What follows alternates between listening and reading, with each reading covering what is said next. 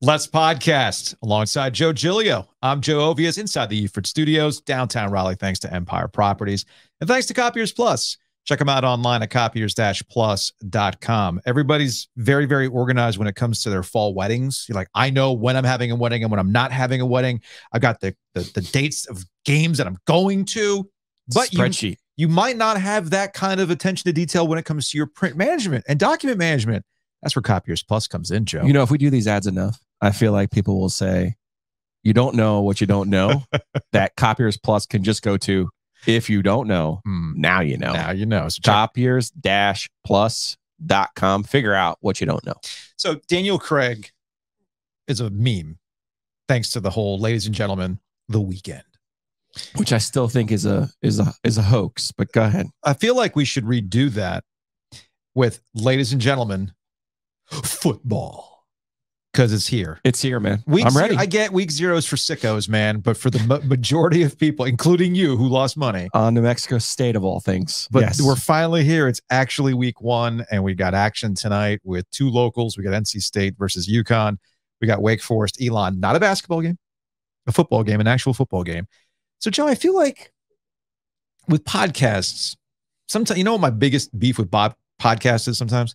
People just don't get right to it. Give me the goods. Let's go. What do you got? So something that we're going to try out here with the start of the football season is something that I like to call premature evaluations. You ready? I'm ready. Let's do it.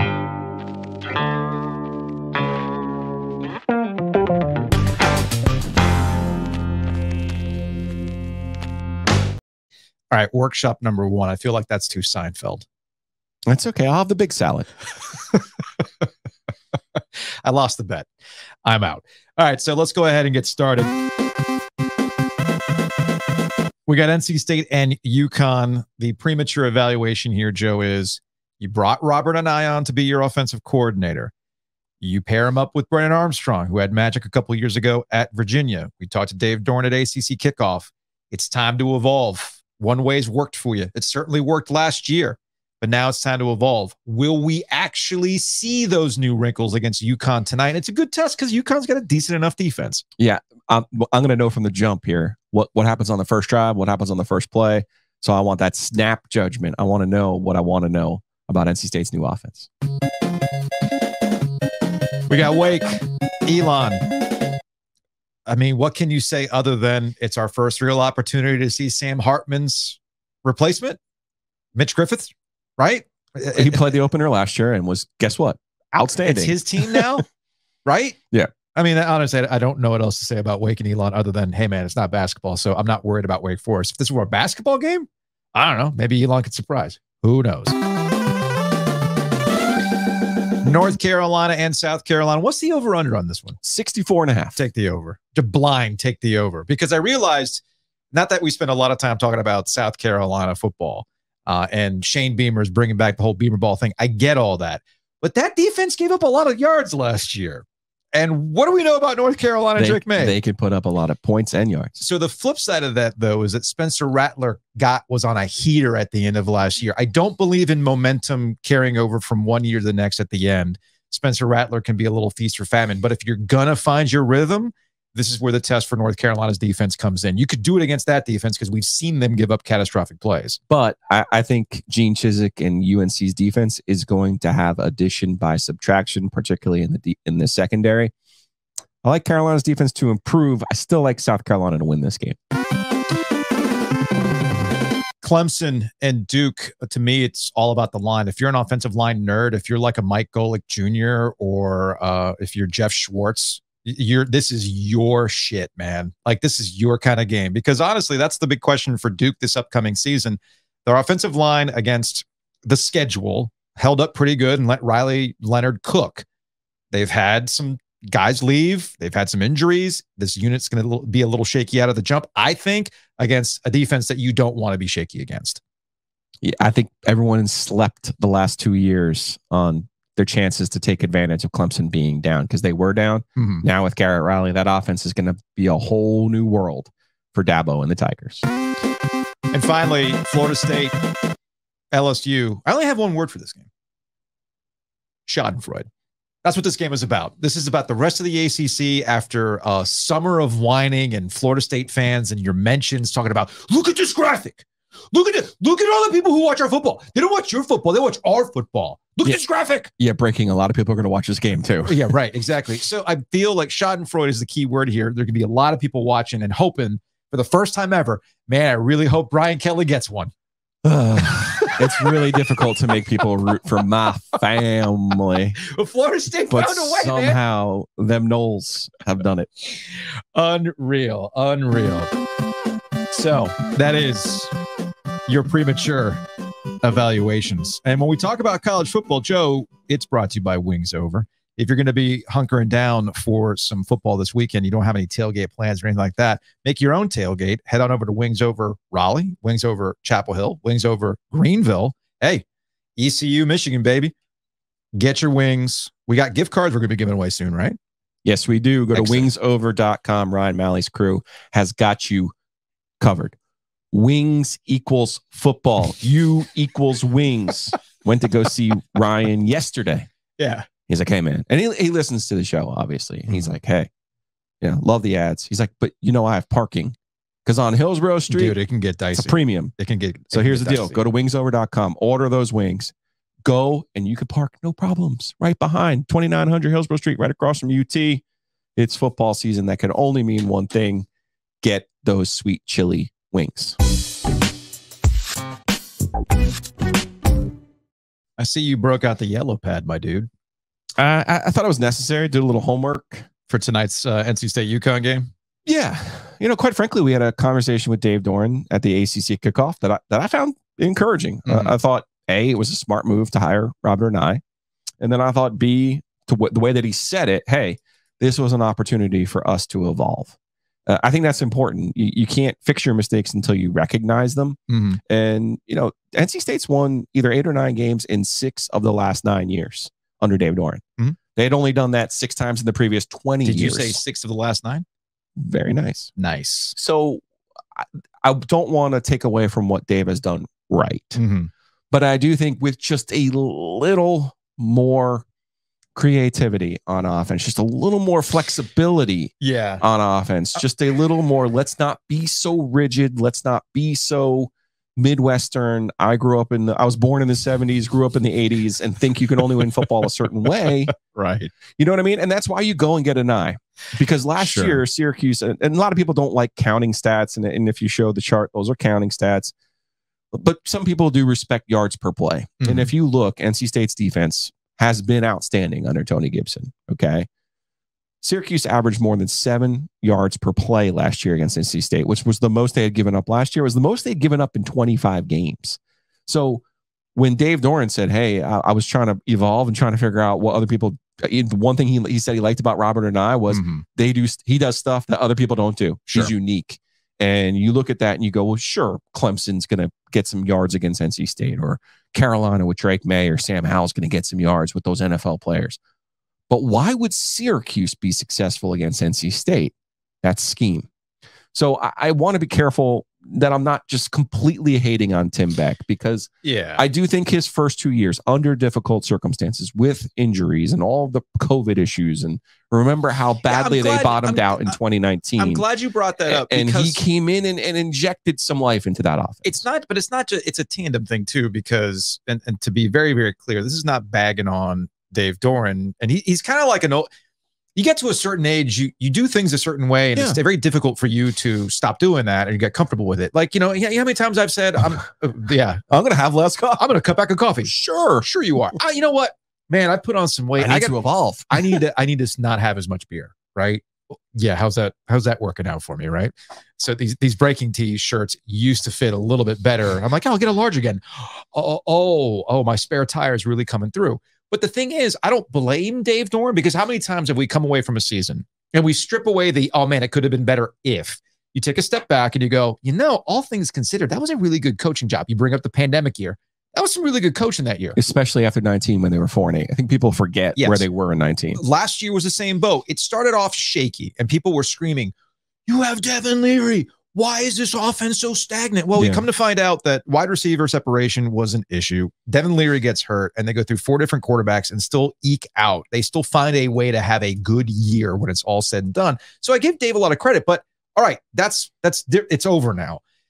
If you understand you have to evolve, and that's why when we started the show and we talk about these premature evaluations, it's getting out of the way and seeing what that scripted play is like, because you went all yellow pad on some scripted plays, and it's actually pretty depressing how NC State has been in comparison. So your biggest advantage as a play caller is to start the football game, and any offensive coordinator or defensive coordinator will tell you that. And Bill Walsh was the one who came up with scripting plays. So NC State, you should have an advantage when you start the football game. Okay. This is your time to be a little, you've worked on all of these plays during the week. So your players know what they're doing. They're prepared. They're ready. You're translating what you did on the practice field into the game. Okay. 11 games NC State in the regular season played against Division 1A opponents last year. Okay. In those 11 games, they scored on a touchdown on their opening drive 3 times. That's not good. Then if you look at how they scored those touchdowns, including the one against UConn in a 41-10 game, Thayer Thomas scored on a 75-yard touchdown, which was really like a 30-yard play, which he made a nice play, but then the defender fell down. And that's, I mean, obviously that there's a little bit of luck there, right? Same thing happened in the Carolina game where Devin Carter caught a long touchdown on the 3rd play of the game, right? So basically once all year last year, which was against Boston College, which remember, they looked like $1 million in the first quarter of that football game. They basically, out of 11 games, had 1 sustained, good, well-scripted drive. 6 times in those 11 games, they went 3 and out. That's brutal. Like, that's almost impossible to have the advantage that you're having to go 3 and out in those 6. And of those 6, 5 of the games started with a Jordan Houston stretch run. So that's where I talk about predictability. Can't run on first down. When I talk about predictability, the screen passes inside the red zone, they don't work. They don't fool anybody. This idea of just saying to the receiver, hey, go beat your man on the outside without using any motion, without using any bunch formations, without using any kind of crossing patterns. It might work when you have Kelvin Harmon. It might work when you've got Jacoby Myers. Doesn't work as well when you don't have a significant talent advantage. And quite frankly, it's just hard to do. It's just hard to do. So you have to give your players a chance to make plays. You have to scheme them open. And I think when we look at Robert and what he did at Syracuse last year, I mentioned those 7 yards per game against NC State. Well, guess what? They scored on their first drive against NC State. Same deal. 11 regular season games they played against 1A opponents. In those 11 games, they scored a touchdown on 6 of the opening drives, including against NC State. And in a 7th against Notre Dame, actually, they threw a pick 6 on the first play of the game. But obviously, their next possession is still the script, right? Yeah. The next possession they score, they go 53 yards, 7 plays, score a touchdown. So 7 out of 11 games last year, effectively, Syracuse under Robert and scored a touchdown on their opening drive, compared to only 3 for NC State. That's going to give you a chance to win some games, and not with a blocked punt, not with 7 Chris Dunn field goals, not with a safety. You know what I mean? Like you have to help yourself. And I think Dave has done that with Tony Gibson on the defensive side of the football. This is his real chance with Robert and an older coach, an experienced coach, doesn't need anybody holding his hand. He doesn't need anybody scolding him. He just needs the freedom to put this offense in the best position to score some points and win football games. Housekeeping. Have you bought an Ovies and Giglio t-shirt yet? I have a hoodie. I have shirts. Yeah, I mean, I'm wearing one of mine today, the Positive Vibes Only. You can buy a t-shirt. Go check out breakingtea.com/OG. You can buy the Positive Vibes Only shirt, hoodie, V-neck, youth shirts. We also have some hockey shirts as well. I know some people really ride for that Skyhawks inspired thing.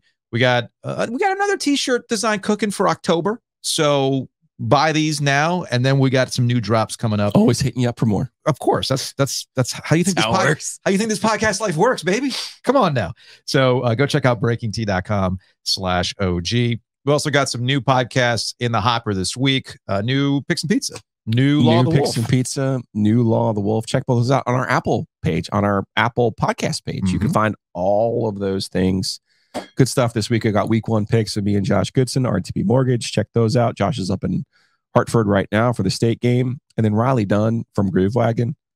He tells a story about being robbed for $18,000, and I'm like, okay, we've got something here. Riley, we've got something here. Riley, man, at Groove Wagon is a piece of work. Big thanks to, speaking of guys who've made trips, Hayes over with Mosquito Authority and Pest Authority. They're all up there, right? Yeah, the OG, man. The OG, everybody's making these. I feel like there's a conversation about who was first, a guy like Hayes or a guy like Steve, but Steve doesn't spend money with us, so I'm giving all the credit to Hayes.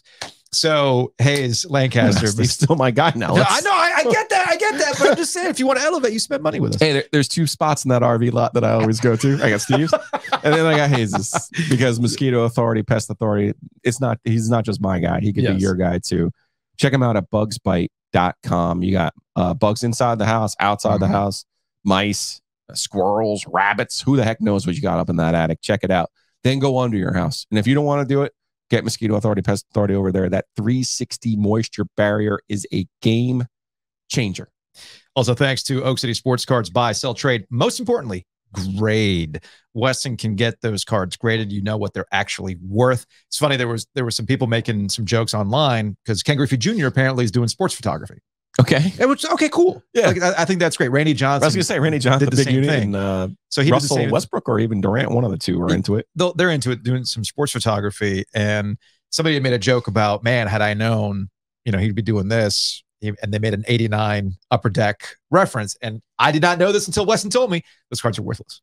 No. You don't know what you don't know, right? Yeah, they're not worthless. They're just not what we thought they were going to be. It was supposed to pay for my college, man. No, that's not the case. So if you think you got a card that's going to pay for college, well, there's only one way to find out. Yeah, they're off of Glenwood Avenue downtown. Go check them out. Beautiful space. And always check them out online too. oakcitycards.com.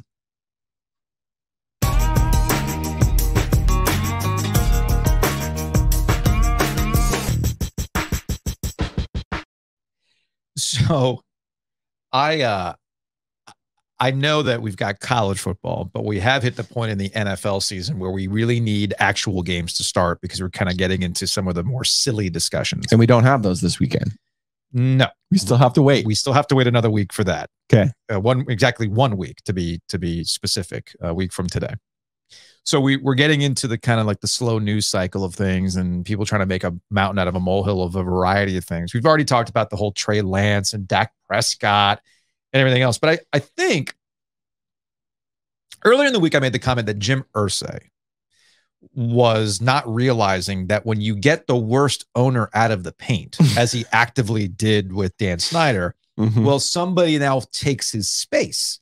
And I'm like, man, it's Jim Irsay with this Jonathan Taylor stuff, which Chris Ballard, by the way, the general manager of the Colts, had a press conference yesterday and had 2 moments where he stuck his foot in his mouth.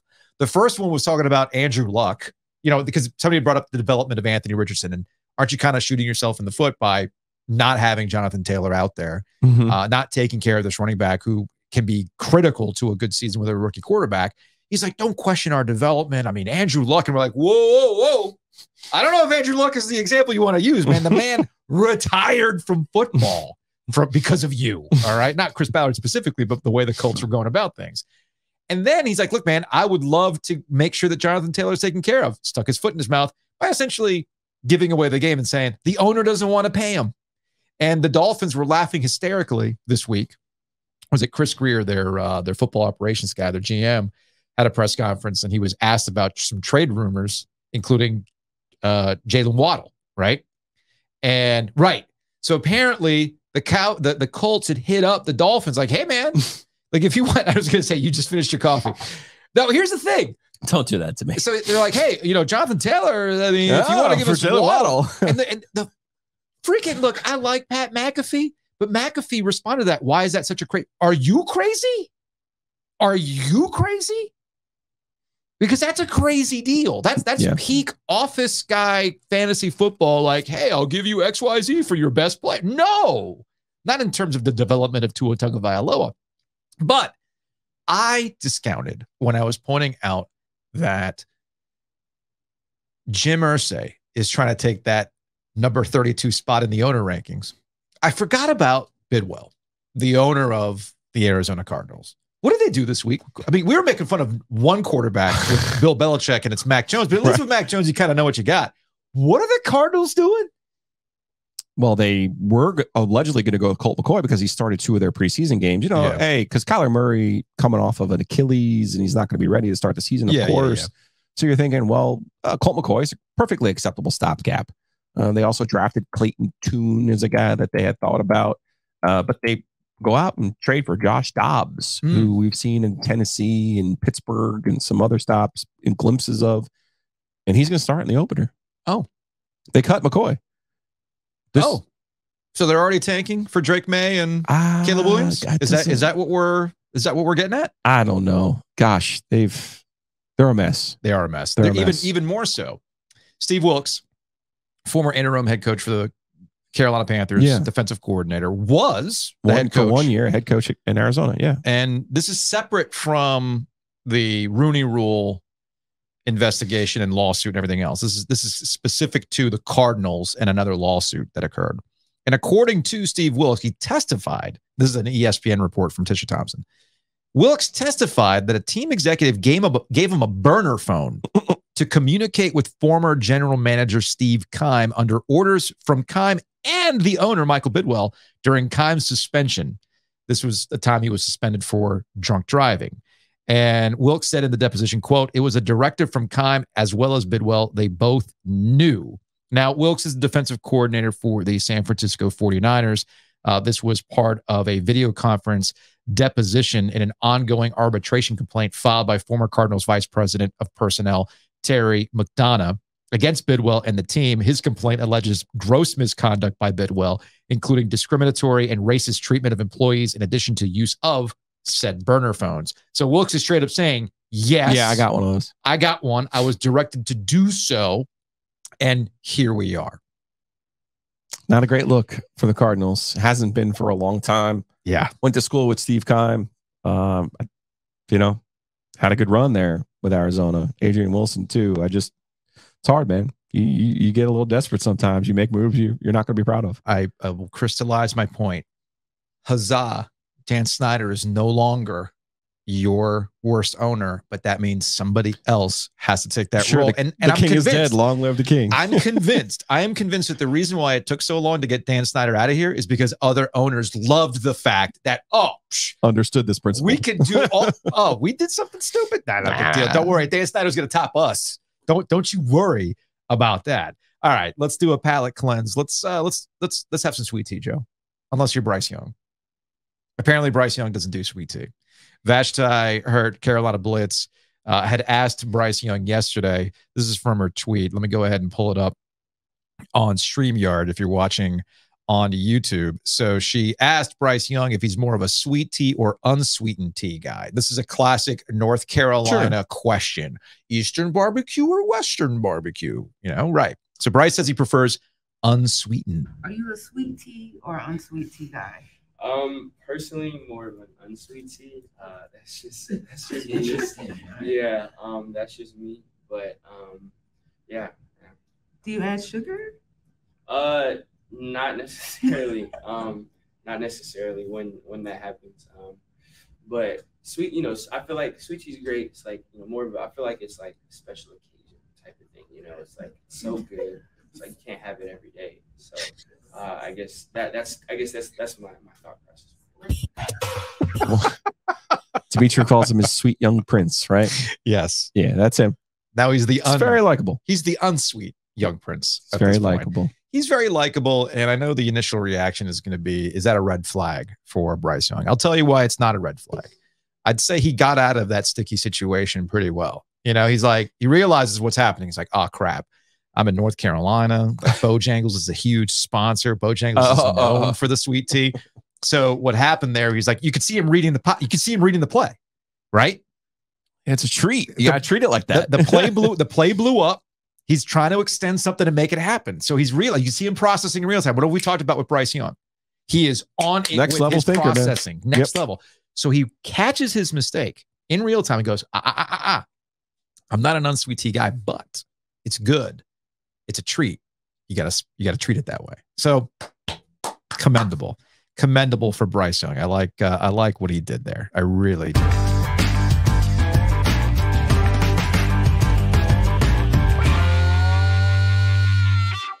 We've been talking about tailgating. We've been talking about getting all your goods and everything that you need for the tailgate. Well, when the football teams are home and you need to get to the beer cave, you need to get some last-minute snacks. You got to gas up to make sure you're not stuck in the parking lot on the way out, or you need a coffee re-up, you hit Breeze Through. Go check them out at their various locations.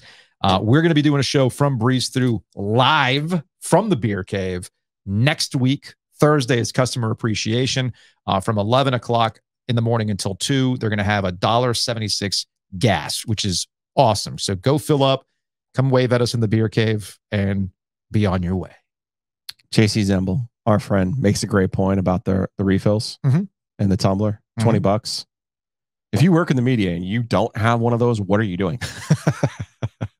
That's a good point. Like, how much money are you saving for all of the trips you make? That's a valid point. To PNC Arena, for all of the trips you make to Carter Finley Stadium. Yeah. Go get the tumbler. Speaking of JC, he went to Butcher's Market. Oh, he loves it. His life was changed by the steak and cheese. He's like, oh, you guys weren't kidding. Why would we kid about that, guys? So again, when we mentioned tailgating, Butcher's Market is where you need to go as well to get the meats, get the seasoning, get the marinades, get the charcoal, and everything else that you need to win that tailgate. They've got it at Butcher's Market. Or if you don't want to, if you don't want to cook, get the sandwiches, man. Yeah, thebutchersmarkets.com. Check out what they have online. You can make some orders. Go in there, go pick it up. Good stuff, man. I'm talking make their own bacon. Is that a thing? Yeah. Make your own bacon? Absolutely, I didn't even know that. I've heard of making your own hot dogs. Do you link your own sausage? They're out there slicing that. They're slicing that pork fat, man. They do that pork belly. Let's go. Do it all. Then you get that bacon on the potato skins. Oh, good stuff. Making me hungry. Go check out Butcher's Market.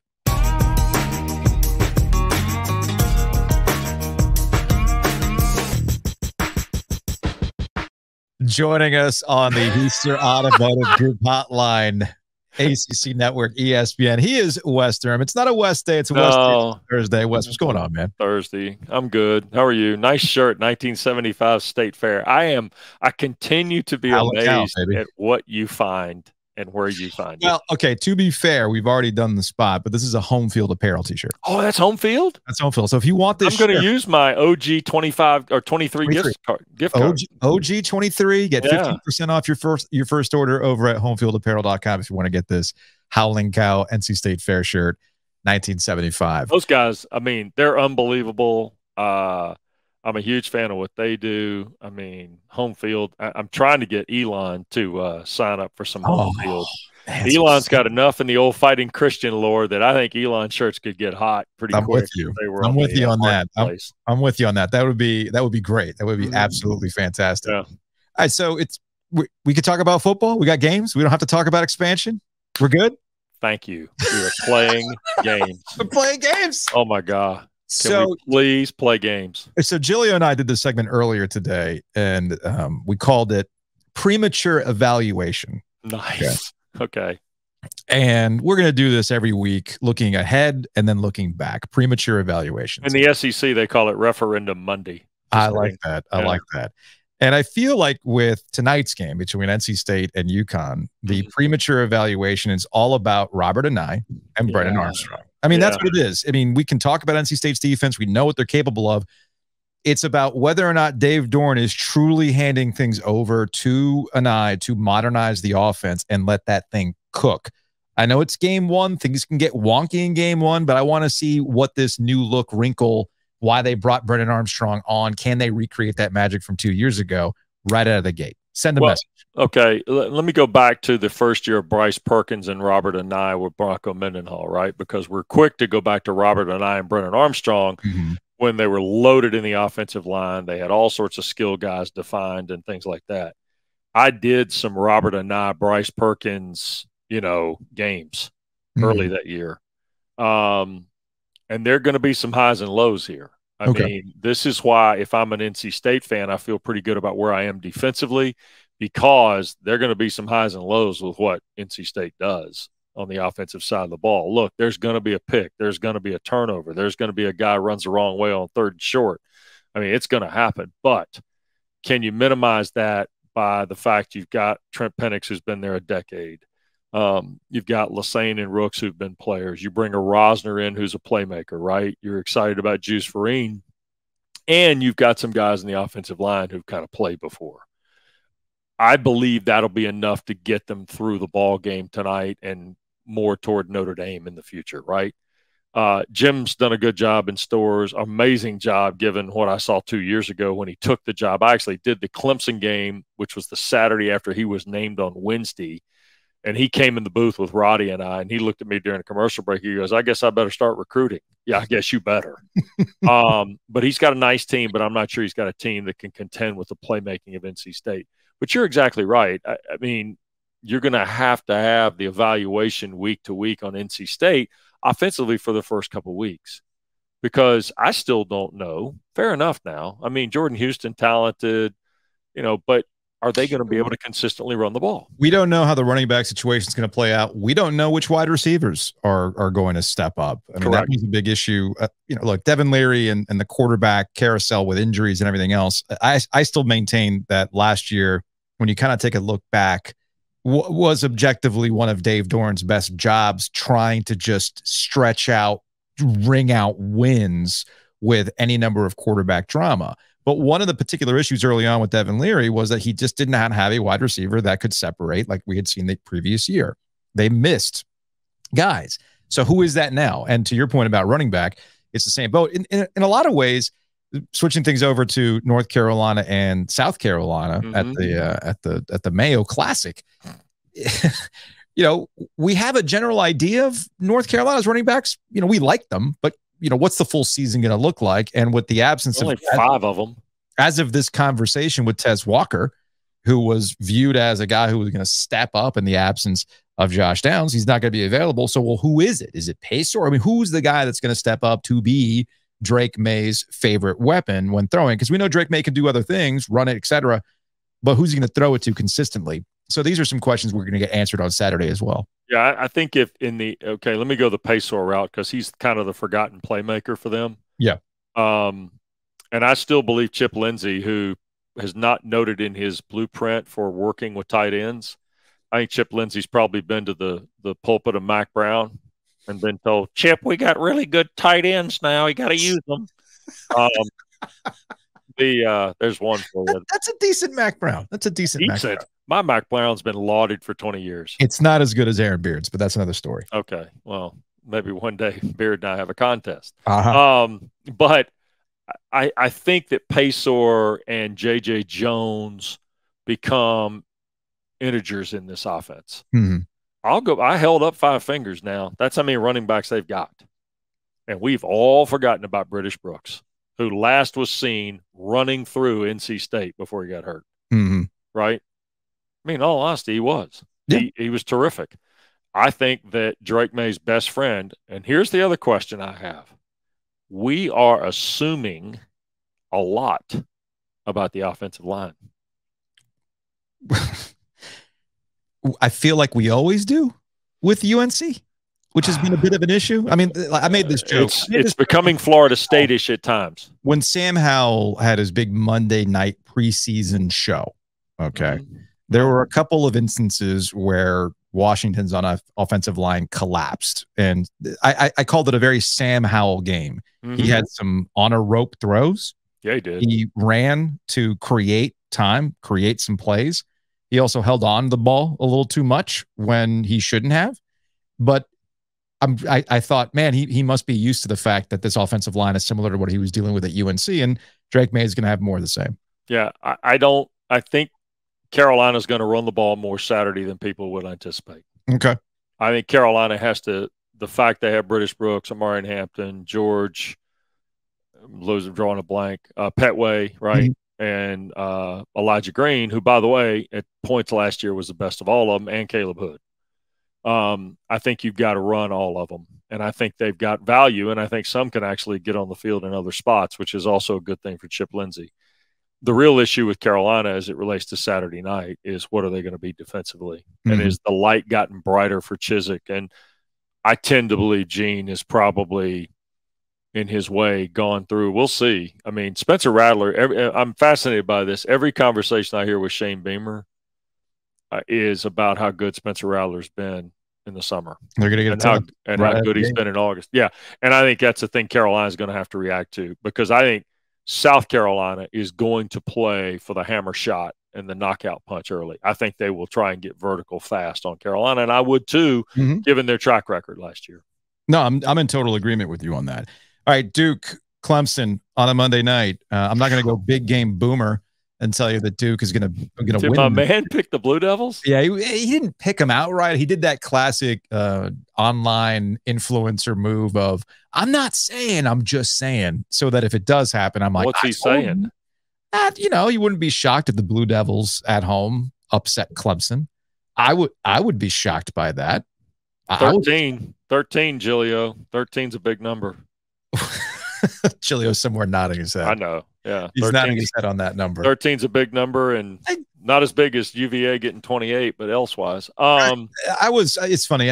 We were talking about this with Steve Wiseman, who's an AP top 25 voter who also covers Duke for the News and Observer. And I asked him, what if Duke, which everybody recognizes as a good team and has said multiple times that they could have a worse record than last year, but still have a better season. I've done that. You've been saying that. So how are we going to process the fact that if we all believe this about Duke in game one and they give Clemson some trouble, Clemson wins the game, but they give Clemson some trouble. Sure. What's the talking point going to be on Tuesday when we do our overreaction Tuesday? Tell me the numbers and I'll tell you what the talking point will be. I mean, are we going to say Riley Leonard throws for 3? Yeah. Let's say Riley Leonard throws for 3. There's going to be questions about Clemson's back end. Rather than Riley Leonard being a good quarterback? No. Riley Leonard will be a good quarterback because he will have done it against Clemson.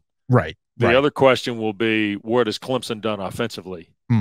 Because you have to tell me how the Klubnik situation is working. See, we're all just assuming it's a plug and play again. See, there's a lot of national plug and play on Clemson, man. I'm with you on Cade Klubnik plug and play business, and we talked about this back at ACC kickoff. We did. The surprise for me in the way that Dabo handled DJ Uiagalelei and Cade Klubnik is that if you feel you have the guy like he's had in the past, what has Dabo done? He didn't play around.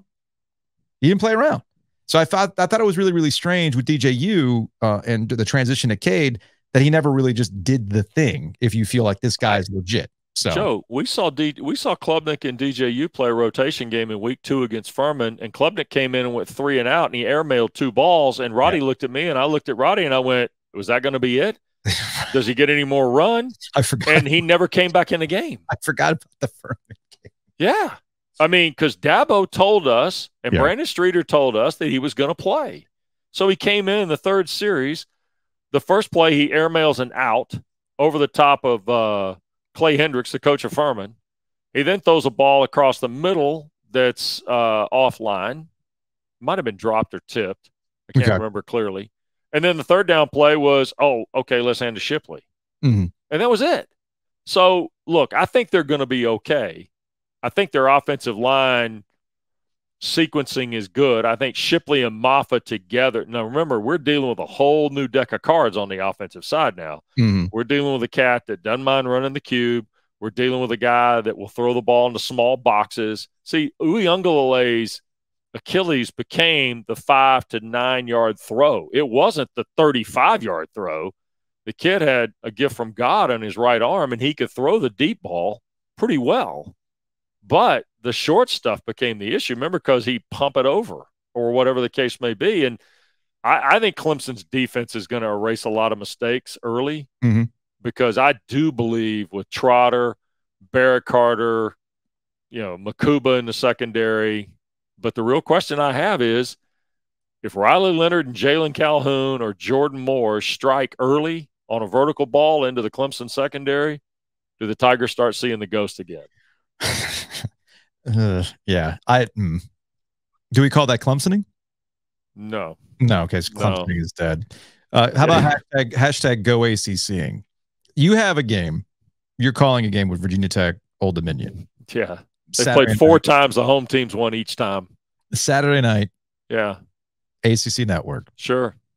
And I'm looking at the other parts of the ACC schedule this week, and Old Dominion's in this mix of like, hey, Pitt's taking on Wofford.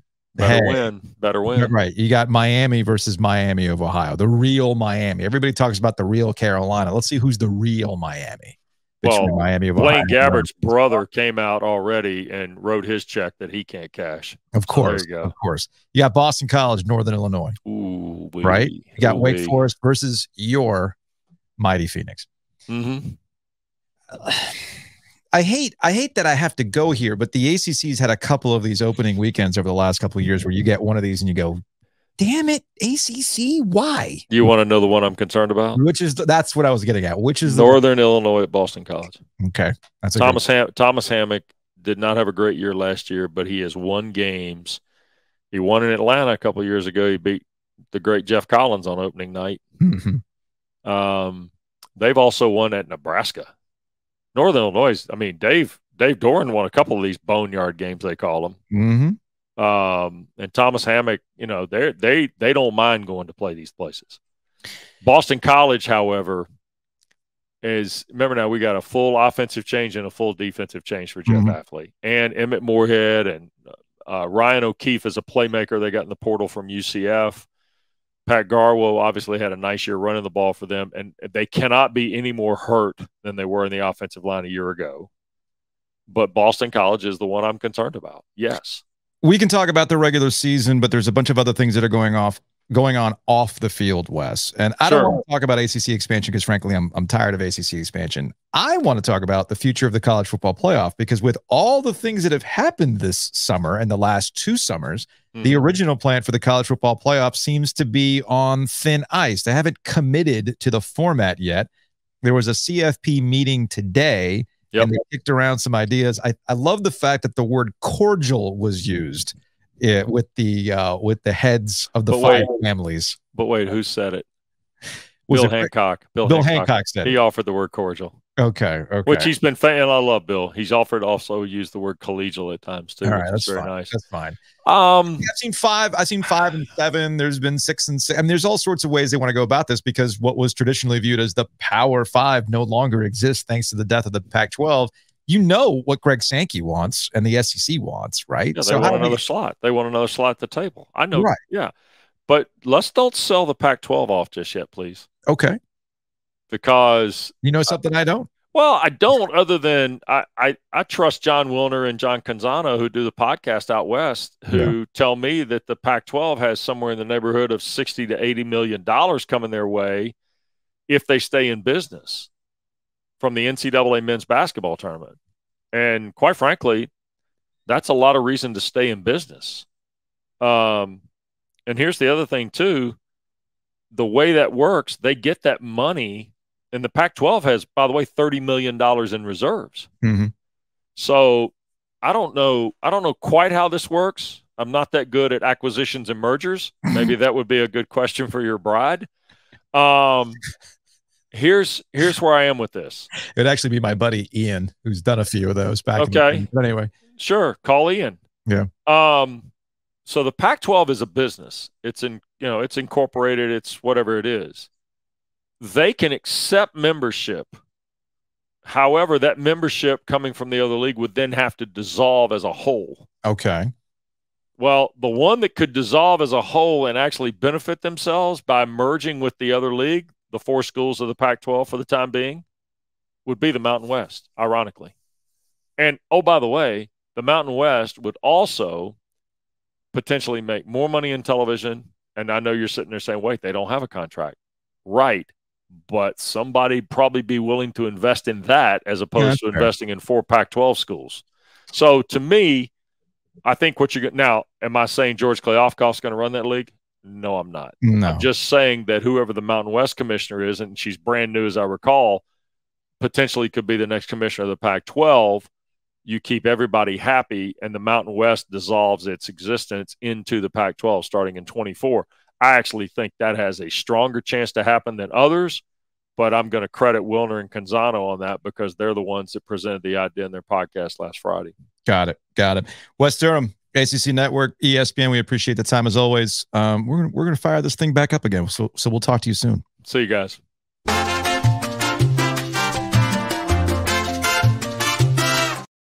You know, another sign that football season is right around the corner. We're back to talking to Wes. Always love talking to Wes Durham on the Heister Automotive Group hotline. Also, big thanks to Hometown Realty. Folks, this housing market is crazy. Don't find yourself, if you hear stories of getting houses, selling your house for over list price, that tells you that the market's pretty nuts. So what shouldn't you do, Joe? Listen, don't take one of these guaranteed offers from some national brand. Don't walk through some door and think they're going to take care of you. They're not. Okay. You know who is? Somebody who's local, who understands the market. That's Barry Woodard. That's Hometown Realty. Go to myhtr.com. Literally, there is a toggle in they couldn't make this easier in the middle of the website because they have 6 locations. They have more than 250 agents. You think you get that big by accident? No, you got to be good. So go check them out, myhtr.com. Get the best value for your house. Don't be a hero and don't sell yourself short. Also, you got to close that thing. Whitaker and Hammer. All sorts of legal services, attorneys and counselors at law. You can check them out online at wh.lawyer. They're smart enough to get one of the greatest website URLs of all time. They're going to help you out on your legal issues. Yeah, absolutely. Josh Whitaker is a big State fan. I'm actually headed over to Shady's tonight. He's probably not going to be there because his son's playing high school football. He won't be there. But Josh Whitaker, Joe Hamer, they do such a great job, so ingrained in that Garner community. But they're also in Goldsboro, Gastonia, Raleigh, you name it. They can help you guys out. Closing on a house, selling a business. Maybe you got some family law issues. WH.lawyer. You mentioned high school. I know that David Tepper is trying to make high school football a thing at Bank of America Stadium. Saw those games last week. Good idea. We've seen high school playoffs and championships take place at Carter Finley Stadium in Keenan, but they don't get, full capacity. Last night, I didn't realize this was a thing until I was on Twitter and I was scrolling and I'm seeing these images of Nebraska's, the Cornhusker Stadium. I forgot what the name of the stadium is. And I'm like, what are they doing? Like, season hasn't started. Is Matt Rule having a pep rally and everybody's all like excited about that? No, it was a volleyball game. And it ends up being the largest attended women's sporting event of all time with 92,000 people. And it was I think it was Nebraska versus Omaha in volleyball. The site of it, I watched on the Big Ten Network, was incredible. I mean, that was an incredible scene. It was kind of bringing up memories of the Stadium Series game. And I thought to myself, great idea. And what the great idea of the Stadium Series is, if we're already paying for this ice rink, let's get NC State and UNC out there. And that was a good crowd. It was a free event. It was a good crowd. It really kind of kickstarted more conversations about local hockey. But what I saw last night surpassed that. 92,000 for that thing? Yeah, as much as I give the Big Ten a hard time about their football and men's basketball problems, they're outstanding in volleyball. Wisconsin volleyball regularly wins the national championship. So, we love to, I always tell you, the market will find its level, right? Because we always talk about, oh man, Title IX, oh man, NIL is unfair to the other athletes.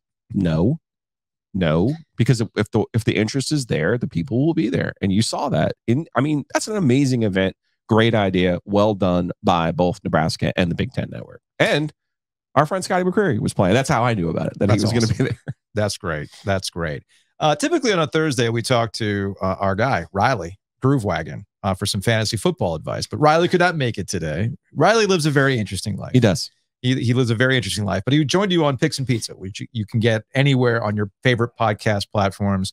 As we get ready for sports wagering here in North Carolina, you're getting on top of that, getting out winners.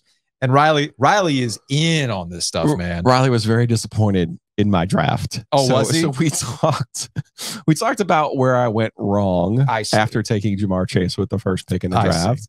And he was just, there was a lot of tutting and head shaking, but he did respect the fact that I have this insatiable need to be right.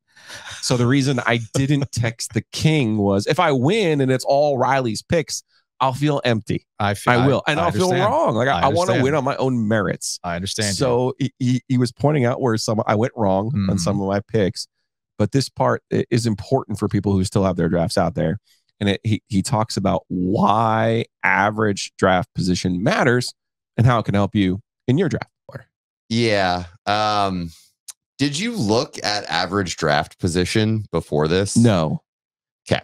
So that's on me. I should have coached you. Because he was way down the queue. And I thought people would just be going by the queue. So for anybody listening to this that still has drafts left to do, if you are stuck in Snake, one, thoughts and prayers get out next year, but two, go use average draft position. So what you can do is go to, I like fantasy football calculator. If you Google FF Calc, you'll then see average draft positions. And what you'll see there, it'll give you, depending on your league type, full PPR, half point PPR, standard, it'll just show you the current across thousands and thousands of drafts, the average draft position of everybody to date. And you can even sort it by recency, right? So with this Jonathan Taylor news, he's dropping like a stone. He's falling really, really far because he's going to be on the PUP list to open the year. So one of the things that you can do with the average draft position list is just have that up as you're drafting. Sure, the board is going to give you a sense of generally what, people are valued at. But I like having that ADP up so you can see for yourself how likely it currently is that somebody will make it to you or not.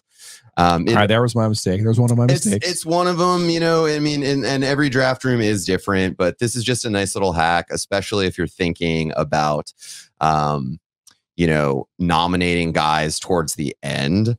It can be really helpful tool just to see based on ADP some folks that might have slipped through the cracks. All right. So let's real quick inform people. And if you're looking on YouTube right now, you see the number to text the king if you need actual help. 919-306-8598. That's 919-306-8598. And you can check out Groove Wagon at thatdamnwagon.com. For those who don't know, CBD seltzers, the Groove Wagon. Delta 8.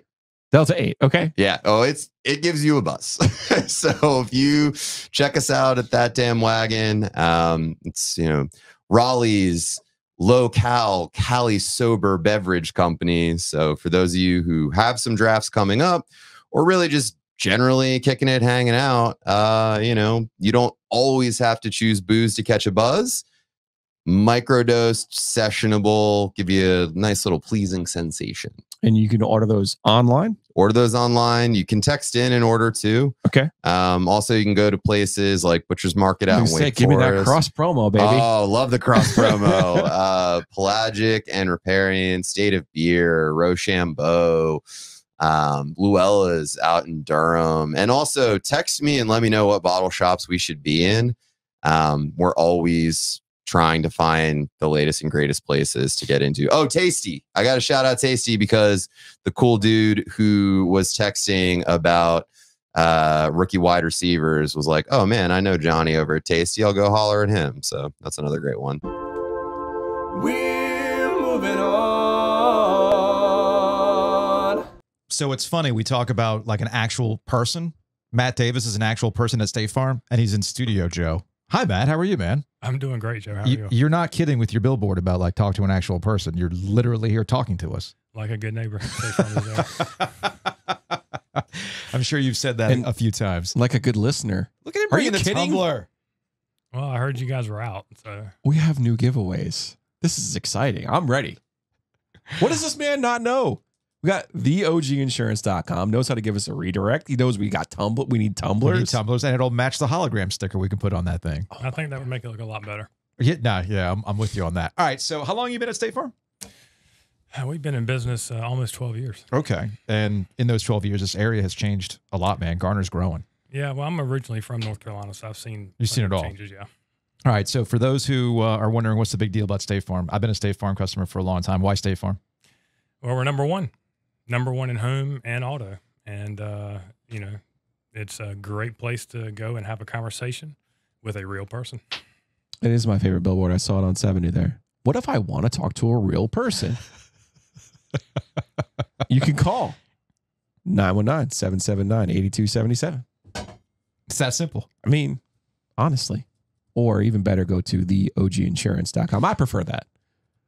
I'm not going to lie. I like it. It's thought it was a great idea to kind of keep track of what you guys can can help potentially bring to the business. Now, Joe reminded me, I met you in Greensboro for the ACC tournament. Yes. You got a glimpse of when I'm in like weird work mode. I just have no idea what's going on. It happens. It happens. That was hey, we had fun in the parking lot. Plus, I was, yeah, we did.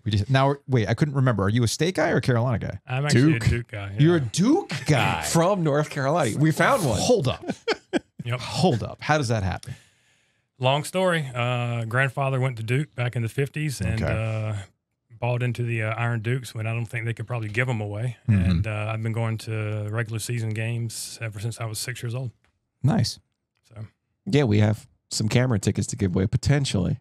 Oh, if Matt wants to be nice to us. Yes. Well, he's already been nice to us. You want tumblers and tickets? Nicer. Would you? What do you like? You want to find tickets in the tumbler? Oh, it's funny. So Matt used to be my neighbor. He's still in Garner, but so we were talking about some things, and he's like, "Well, we can give away State Duke tickets." And I'm like, "You don't need to give me the State Duke game." He's like, "Well, who's gonna want to go to like the Detroit Mercy game?" You'd and I'm be like, surprised. "Hey, you'd be surprised, man. Not that many people have gone to Cameron." Anytime you get to see Cameron in person, it is an event. I love taking people who have never been there before. I mean, I've been going since I was 6, so I mean, I've seen many games. Yeah. But when someone walks in and they've never been there before, it's so cool to see their facial expression. It's really neat. But that's not the game you promised to the Augusta head groundskeeper, right? No, I would have to I have to come up with something a little bit better. Maybe not the Carolina game, but at least it has to at least be an ACC game. Yeah, it's got to be. Usually the Duke Virginia games are pretty entertaining. They are. They've been pretty good. Maybe that's the one. Are you allowed to tell the story from the PGA Championship? You don't have to say his name. Tell you what, we can save that for next time. Okay. Yeah. How about you get clearance first, and then you can come on by. We could tell that story. Me and a friend of mine sat down at a bar at the PGA in a hotel, and just happened to be sitting by somebody who is somebody you would love to be able to meet. And who knows? It might work out to where we can offer a trade with some Duke tickets to get into the Masters, but that has not crossed yet. So. All right. I love it. Hey, Matt, thanks for coming in. He lives. He's a real person. He's tangible. He's here. You can see him on camera. It's not. Call him. It is not AI generated. Yeah, the billboard's real. And you can call him at 919-779-8277. Matt, thanks, man. Hey, appreciate it. You guys have a great day. And through the magic of editing, Matt is out. And now we talk about Home Field. Check them out online, homefieldapparel.com. Use that promo code OG23. Wes is going to use that because he saw me wearing the NC State Howling Cow t-shirt. He's like, where'd you get that? What's that shirt from? I'm like, Home Field. Let's go. They got all sorts of cool old school designs, vintage designs, and you can use that promo code OG23 to save 15% off your first order. All right. I used the company dime to buy some prizes for the Golf Classic. Nice. A nice Pack Power shirt. Oh, I've seen that one. That's a good one. That's a good one. You know, I am a sucker for script.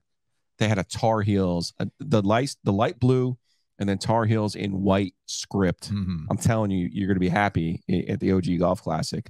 Also got myself an ECU hoodie because I'm telling you, their UNC and their ECU stuff is their best stuff. All you got to do, go homefieldapparel.com or download the app. Use our code OG23. Okay? Listen, you're going to get 15% off. Then when you make that initial purchase, guess what they send you?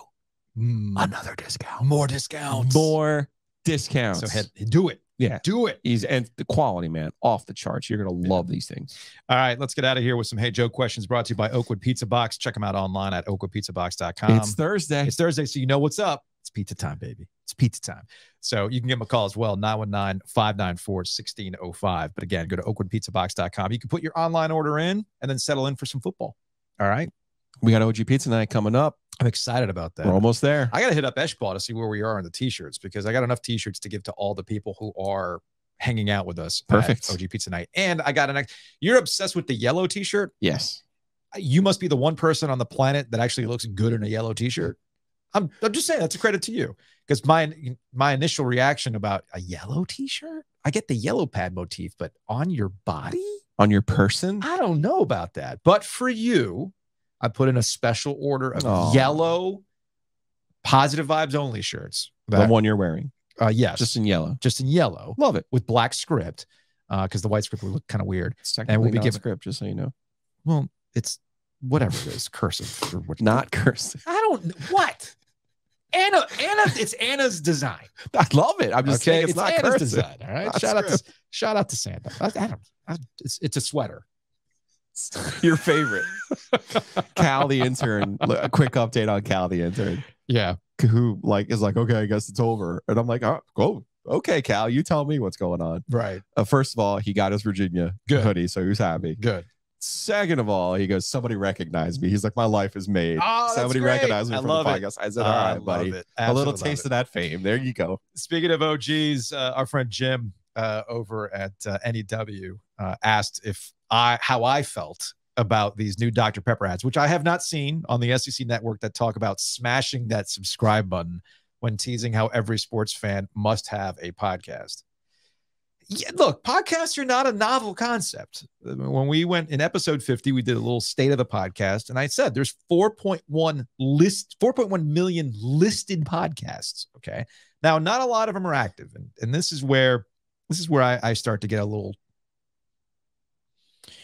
chesty. Okay, little sassy, zesty, as my 15-year-old would say. I like that. A little zesty. Yeah. Anybody can start a podcast, but not everybody can keep it going. Not everybody has the stamina. So we got the stamina. Although I feel like there's an ad that we could do for that, but that's another. I don't think we're quite there yet. There's a little some sound waves. Well, so I love my Colin Cowherd impression, right? My imitation. Yeah, it reminds me a lot of Apple. But one thing that Colin Cowherd said years ago, and he's ultimately right, is like podcasts. If you listen to podcast advertising, like nationally, it's a lot of meal prep services. Hey, we got things that are related to postage, right? Mm-hmm. Those types of things. And he says, nah, that's young people don't care about that stuff. It's more old people stuff. So he says, look, in sports radio, the future of sports radio is gambling, which yes, and boner pills. Mm-hmm. He's not wrong. He's not wrong when it comes to that. Spot the lie. Yes, spot the lie. All right, so we'll get out of here on some YouTube comments. We had posted. I enjoy the YouTube comments. Well, you notice when they come at us. You notice that we have not talked about expansion at all today. That's kind of by design because expansion seems to be withering on the vine. Which if it happens, it happens. Fine, just. I don't think make your mistake. I don't think it's going to happen. I think if I could, if logic prevails, that'd be awesome. I think logic is actually starting to prevail. I've actually started to poke around, and it turns out that a lot of things that me, our last conversation with Luke DeCock, when we talk about how the grant of rights actually will look pretty good in the grand scheme of things, as the landscape has been disrupted. It looks like the powers that be are starting to understand that. They've crunched some numbers. I was going to say, don't forget the Raycom money that's coming in 3 years. Or maybe they're listening to the podcast and they go, hey, Ovias I wouldn't give us that much credit. and DeCock said some stuff about like Peacock, and do we want to mess with that? Let's crunch some numbers on that kind of stuff.